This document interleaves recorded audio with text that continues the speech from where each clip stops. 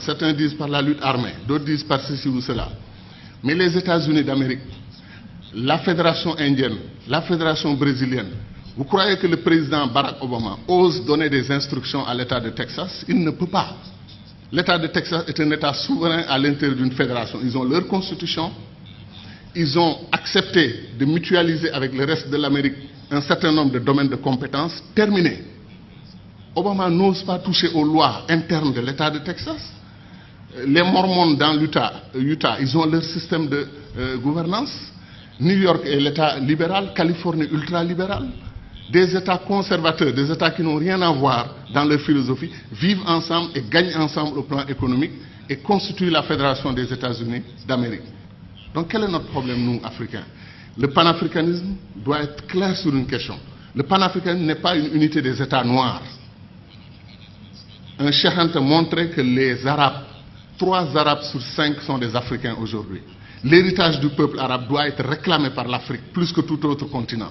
Donc de ce point de vue, l'unité arabo-africaine devrait être une réalité en Afrique. Les États-Unis d'Afrique devaient concerner tout le continent africain.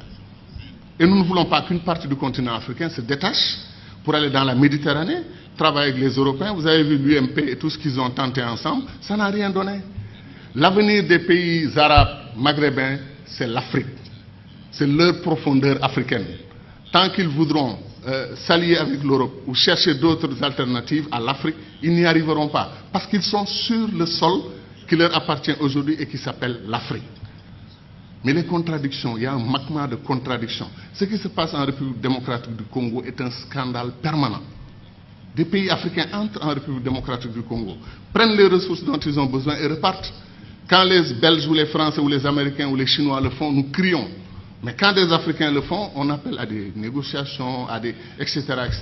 Il y a des injustices que des Africains commettent sur d'autres Africains. Qu'est-ce qui nous empêche de faire les ponts sur le fleuve Rosso entre le Sénégal et la Mauritanie?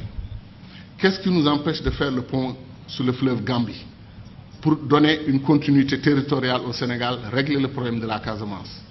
C'est pour dire que les doctrines d'intégration que nous avons choisies, après 50 ans, comme on est c'est le jour de l'anniversaire, on dit notre bonheur pour ce qui a été fait, mais disons aussi notre préoccupation pour ce qui n'a pas été fait.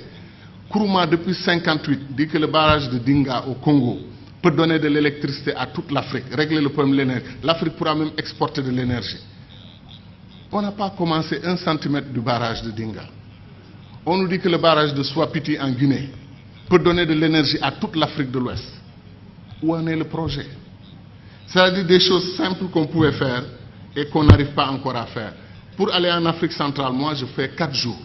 1 jour de voyage, 1 ou 2 jours pour régler les affaires que je veux faire là-bas. Après c'est la bataille pour le retour. La dernière fois je suis allé à Douala, Air Sénégal a annulé son vol. Je suis resté 6 heures à l'aéroport. Et après on m'a dit que non, Air Sénégal n'a pas tout à fait annulé. Ils arrivent. On prend 2 avions et on dit qu'on a une compagnie aérienne. 2 avions, ou 2 avions et demi, parce qu'après on a un petit dash qui tourne les hélices, etc.